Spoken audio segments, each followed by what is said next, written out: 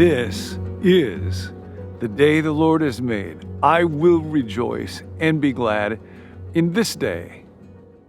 We're making that a habit. We're learning that our life really is a mass of habits. And every day, I and you wake up and habitually face the day with joy, hope, anticipation, expectancy, gratitude, or overwhelm, dread, fear, discontent. We live primarily by habit. Unless you think this is just about behavior modification, I want to read a few words and explain one concept in particular from Dallas Willard, Divine Conspiracy, this page 344. The most spiritually dangerous things in me are the little habits of thought, feeling, and action that I regard as normal because everyone else is like that. It's only human.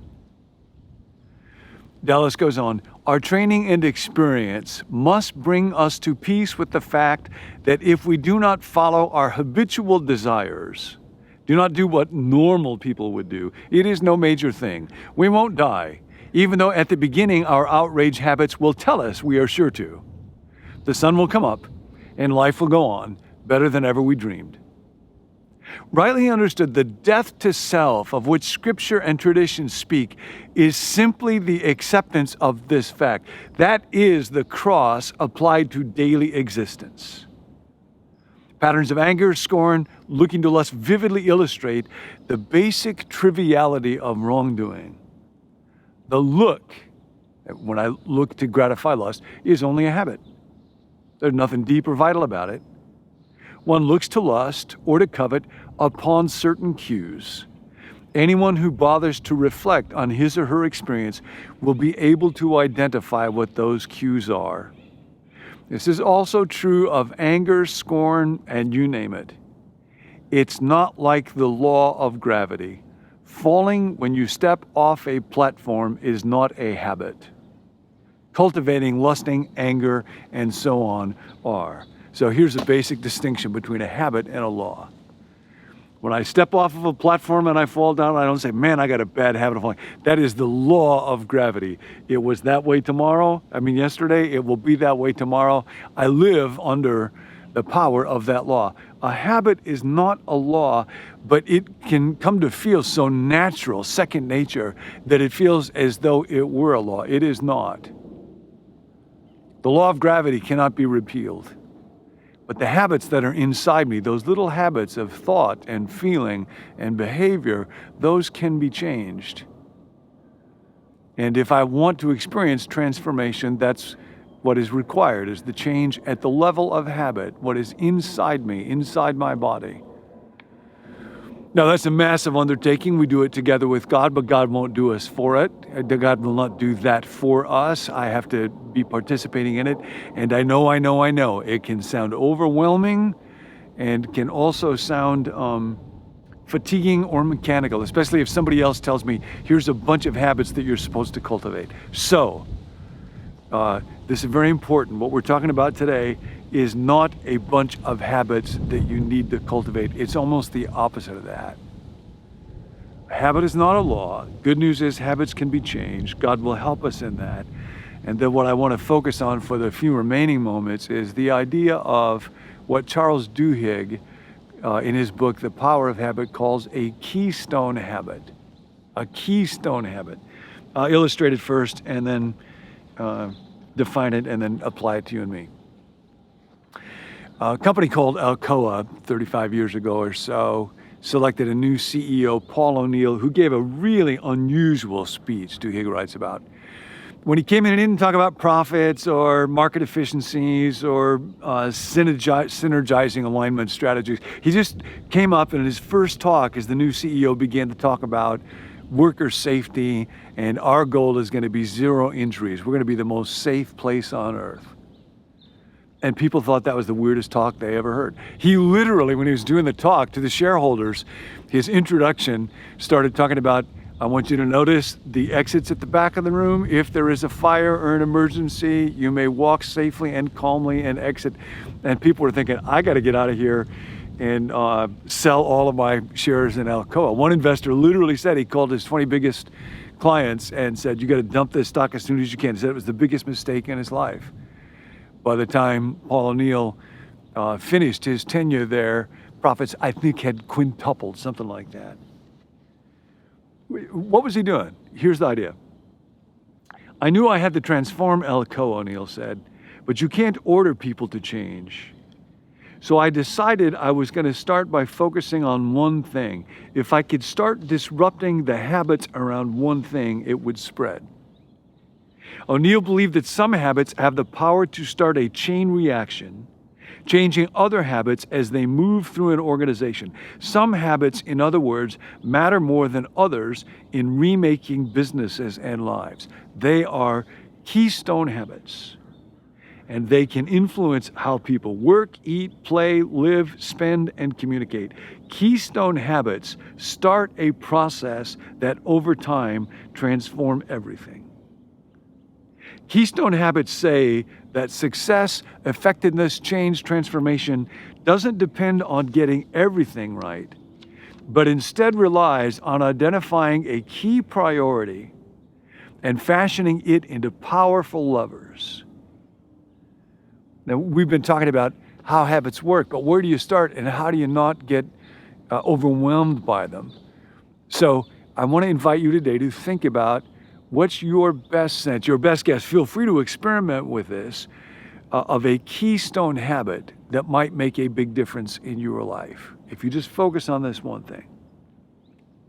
Give you a couple examples as it applies to individuals.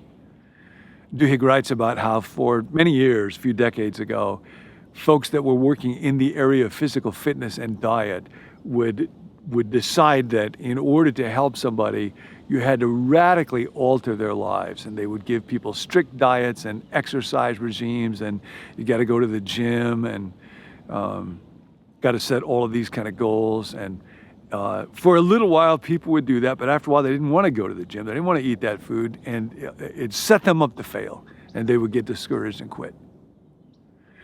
Until about 10 years ago or so, a group of researchers asked 1,600, I think it was, folks who wrestled with weight issues to do one thing, and that was once a week to write down everything they ate for a day, once a week.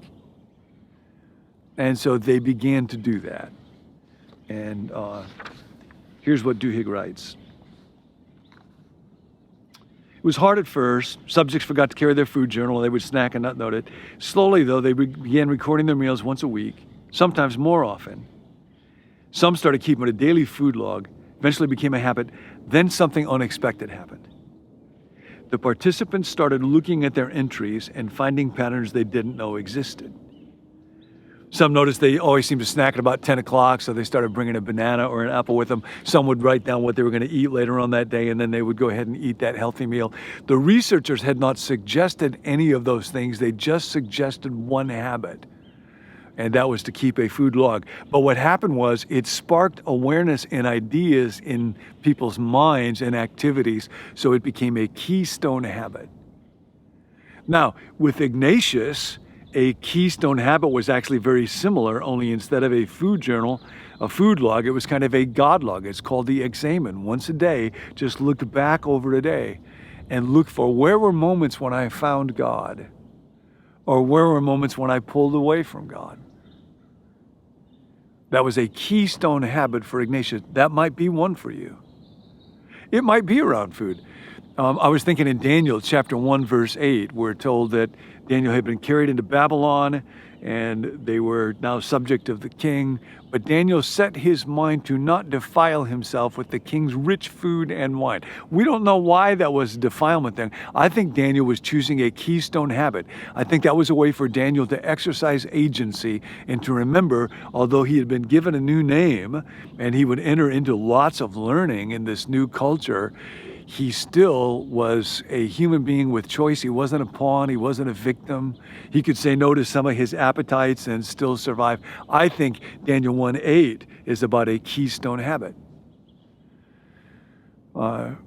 Another example in Duhig's book, he talks about cadets at West Point, where a lot of people in the first summer that you're there get kind of fleshed out of the program. They come in with lots and lots of physical and mental habits, but one of the cadets says, I would meet every day with a group of 9 people who would remind me, who would encourage me, who would strengthen me. And that was the keystone habit when I got encouraged and strengthened by meeting with those people that led me into all kinds of activities during the day that I would not have done otherwise.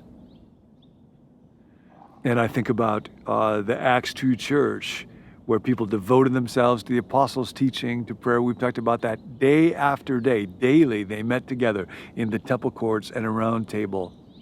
I think that's why in the book of Hebrews, chapter 10, verse 25, it says, let's consider how we can spur each other on to love and good deeds. Let us not give up the habit of meeting together, which is the habit of some. I think they knew in the early church that gathering together was a keystone habit that kept folks alive. I'll tell you too, for me, in the darkest days of my life, I would wake up very early in the morning, go downstairs in our little condo, and I would light a fire in our little gas fireplace. And just that act was a reminder that there is light and God is present and there's hope and I could talk to him. And so I would. And then I would get thoughts that would enable me to survive and somehow carry on through the day. Just that, pressing that little button that would start that gas fire. And then, not quite a year later, I had a couple of friends that said, John, you ought to devote yourself to your craft and you need to do something every day. And so that led to this. But when I began this, it wasn't, I was hopeful that it would be helpful to people, but it wasn't mostly about that. I needed that, and it has led me to learn and to study. I promise you, I learn more than anybody else does as a result of Become New. It's led to relationships. It's led to meaning and a sense of purpose. It's led to conversations with many people, many of you at points of deep pain. So it may be that just these 10 or 12 minutes or slightly more, are the keystone habit that you want to focus on. That's the invitation for today. A habit is not a law. Keystone habit makes the process of transformation simple and compelling and doable. What do you think that might be for you? Because love is habit forming. Hi, I'm Tim. Thanks for joining us. You mean so much to us as a community, and we hope that this series helps you build some new habits in your life to help you grow spiritually one day at a time. And we want to hear from you throughout this series. If you have questions, you can put them in the comment box wherever you're watching, or you can email us or text us. And at the end of the series, we're going to sit down with John and talk about some of your questions. For more resources, you can visit becomenew.me. And to spread the word, you can hit subscribe, share this video with a friend, or give us a review on podcasts wherever you're listening. We'll see you next time.